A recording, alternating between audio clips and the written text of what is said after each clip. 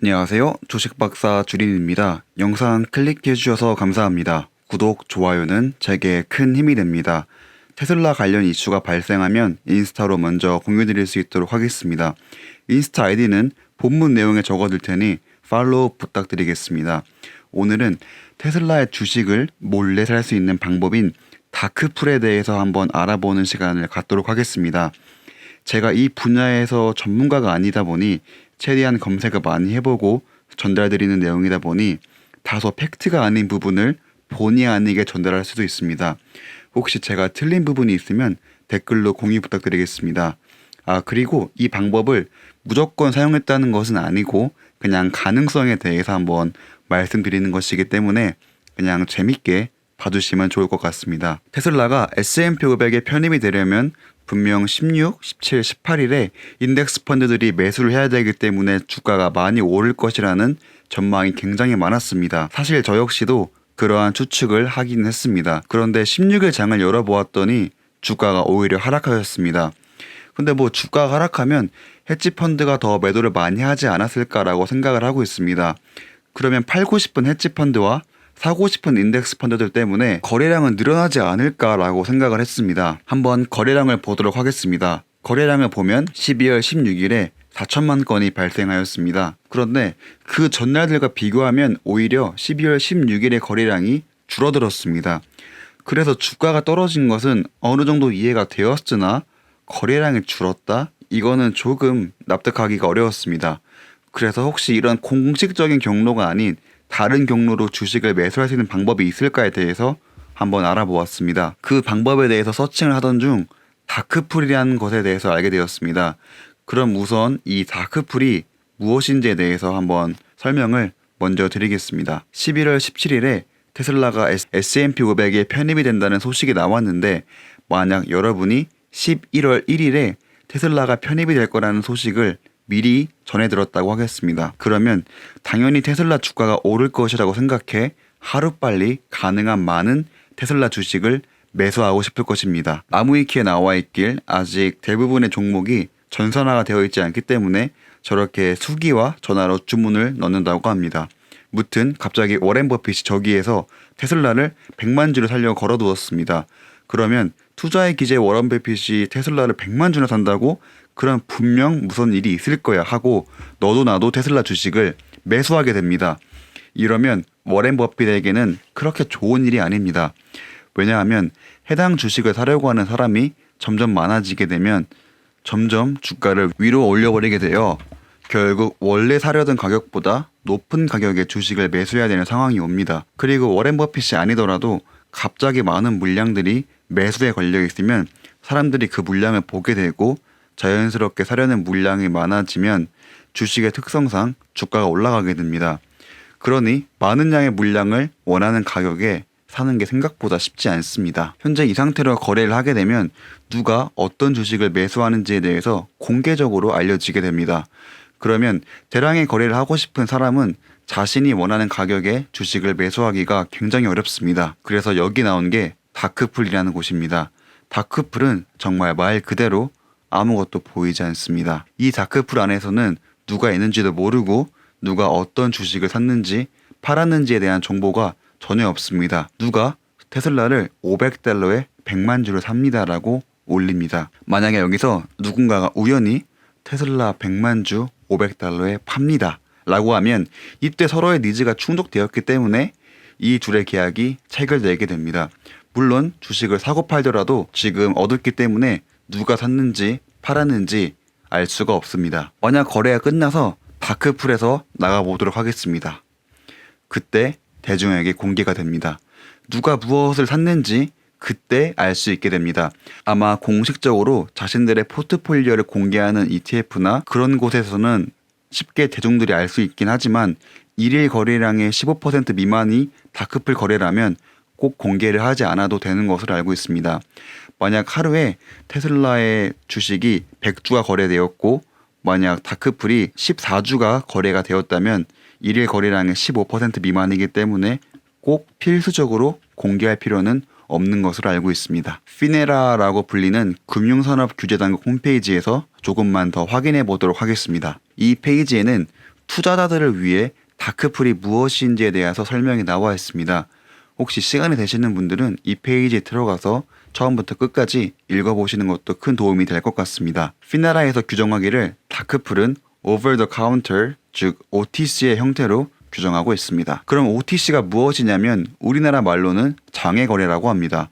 장외거래는 주식, 채권, 상품 선물, 파생금융상품과 같은 투자 자산을 거래소를 거치지 않고 양 당사자가 직접 거래하는 것을 의미한다고 합니다. 여기서 핵심은 결국 퍼블릭한 증권거래소를 이용하는 것이 아닌 프라이빗하게 양 당사자가 거래를 한다고 보시면 됩니다. 그리고 다크풀의 경우에는 서로 양 당사자는 누구인지 모르는 상태로 거래를 하게 되고 서로의 목적에 충족이 되면 그때 거래가 자동으로 되는 시스템입니다. 피나라에 따르면 일반적으로 OTC를 통해서 거래를 하게 되면 10초 안에 보고를 해야 한다고 합니다. 10초가 짧아 보이긴 하지만 아마 전산적으로 처리할 것이기 때문에 그렇게 큰 부담은 아닐 것입니다. 그런데 여기서 주목해야 할 부분은 generally라는 표현을 사용한 것입니다. 이 표현을 사용했기 때문에 분명 예외 사항이 존재한다고 볼 수 있습니다. 피나라 페이지에서 확인해 볼 수 있는 시간 테이블로 OTC 거래에 따른 보고해야 되는 의무 시간이 명시되어 있습니다. 이렇게 보면 조금 어려우니 따로 떼어내서 보도록 하겠습니다. 미국 시간으로 아침 8시부터 밤 8시까지 거래한 내용은 거래하고 나서 10초 안에 바로 보고를 해야 합니다. 아까 말한 일반적인 거래죠. 미국 시간으로 아침 8시부터 오후 8시면 아마 프리장, 본장, 애프터장을 대부분 다 커버할 것으로 보입니다. 그래서 피나라에서 일반적으로 라는 표현을 사용한 것으로 보입니다. 이번에는 반대로 오후 8시부터 아침 8시까지 거래한 내용에 대해서는 그 다음 장이 열리기 전인 아침 8시 15분까지만 보고를 하면 됩니다. 만약에 오후 8시에 다크풀 거래를 했다면 그 다음날 8시 15분까지는 아무도 알 수 없게 됩니다. 그래서 다크풀의 거래를 활용하면 기존의 주가에 영향을 주지 않고 사는 사람과 파는 사람들은 주식을 거래할 수 있습니다. 그리고 만약 그 다음날 8시 15분에 워렌 버핏이 매수한 사실이 알려지게 되면 테슬라의 주가는 요동을 칠 것입니다. 여기서 워렌 버핏은 자기가 원하는 양과 가격을 시장에 변동을 주지 않고 몰래 모을 수 있게 되었습니다. 월스트리트도 다크풀에서 거래를 한다고 합니다. 그리고 메이저 은행들도 역시 직접 시장에 투자하지 않는다고 합니다. 주가 변동을 고려하여 그들의 이익을 위해서 다크풀에서 거래하는 것으로 보입니다. 대부분의 큰 규모의 기관들은 퍼블릭한 증권 거래소를 이용하지 않고 다크풀을 많이 이용하는 것으로 보입니다. 다크풀의 역효과로는 우리와 같은 개미 투자자에게 안 좋은 영향을 끼칠 수 있습니다. 다수의 대형 기관이 자신의 주식을 직접 판매하기를 마음먹고 다크풀에서 공개된 가격보다 낮은 가격에 판매를 하면 우리 같은 개미는 그 판매가 이루어지는지 알지 못하기 때문에 공정하지 못한 불이익을 볼 수 있습니다. 그렇게 낮은 가격에 물량을 던진 게 공개가 되면 주가는 자연스럽게 하락할 수 없고 그 피해는 온전히 일반 주주가 보게 됩니다. 게리 블랙에 따르면 S&P 500을 추종하는 ETF는 매일 밤에 들고 있는 주식을 웹사이트를 통해서 공개한다고 합니다. 그래서 웹사이트에서 그들이 매수했는지 안 했는지를 확인할 수 있다고 합니다. 블룸버그에 따르면 지금 보고 계시는 5개의 회사가 S&P 500을 추종하는 ETF 중 규모로 탑5 안에 듭니다. 테슬라의 경우 대략적으로 1.5%의 비중으로 편입을 하기 때문에 뱅가드는 약 6.7빌리언 달러나 10.5밀리언 주식을 매수해야 합니다. 그런데 이 중에서 실제로 SPY나 IVV는 매일매일 공개를 하고 있지만 다른 인덱스 펀드들은 한 달에 한 번씩 공개를 하는 것 같습니다. 먼저 SPY를 보면 자산 규모는 317빌리언 달러입니다. 그리고 지금 보고 있는 표는 실제로 SPY가 들고 있는 주식의 수입니다. 지금 영상을 17일에 찍고 있으니 매일매일 들고 있는 주식을 공개하기 때문에 12월 16일자임을 알 수 있습니다. 테슬라가 S&P 500의 약 1.5%의 비중으로 편입이 되니 실제로 편입이 되면 여기 정도쯤에 들어와야 합니다.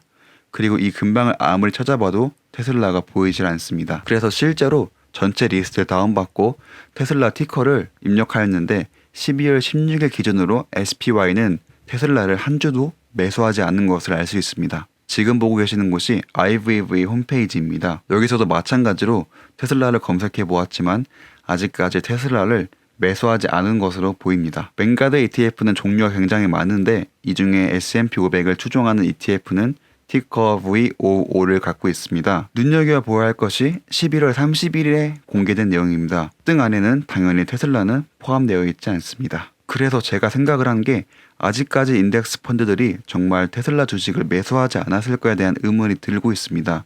SPY나 IVV와 같이 매일매일 포트폴리오를 공개하는 회사들은 아무래도 실제로 매수를 안 했을 것 같긴 합니다. 왜냐하면 자신의 포트폴리오에 대해서 거짓말을 하게 되면 고객의 신뢰를 잃기 때문에 그러한 결정을 하기는 쉽지 않을 것 같습니다. 그러면 뱅가드와 같이 한 달에 한 번씩 포트폴리오를 공개하는 곳들은 다크풀에서 거래를 하거나 퍼블릭한 증권거래소에서 거래를 이미 하지 않았을까라는 추측도 하고 있습니다. 실제로 OTC 거래를 하면 10초 안에 복원해야 하지만 이게 꼭 10초 안에 대중들에게 보고해야 된다로는 보이지 않기 때문입니다.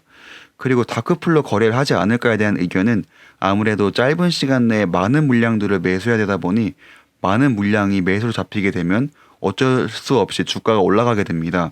그러한 현상들을 방지하고자 다크풀을 사용하지 않을까라는 조심스러운 추측을 하고 있습니다. 제가 지금 말씀드리는 것은 모두 추측 기반입니다. 그래서 오늘의 결론입니다. 지금 데이터는 야후 파이낸스에서 가져온 자료인데 생각보다 거래량이 저조하게 나오고 있습니다. 이 데이터가 다크풀 물량까지 계산한 것인지는 정확히 모르겠습니다만 아마 들어가지 않는 것 같긴 합니다. 그래서 이번 주 거래량을 좀 유심히 지켜봐야 할 것 같습니다. 그리고 다크풀이라는 경로를 활용하여 인덱스 펀드들이 주식을 매수할 수 있는 방법도 존재합니다. 어떤 방법으로 매수할지는 모르겠으나 이번 주에는 모든 것이 밝혀지지 않을까라고 조심스럽게 생각을 하고 있습니다. 물론 다크풀로 거래를 하지 않을 수도 있습니다만 다크풀로 거래해야 최대한 낮은 가격에 매수를 할 수 있지 않을까 생각합니다.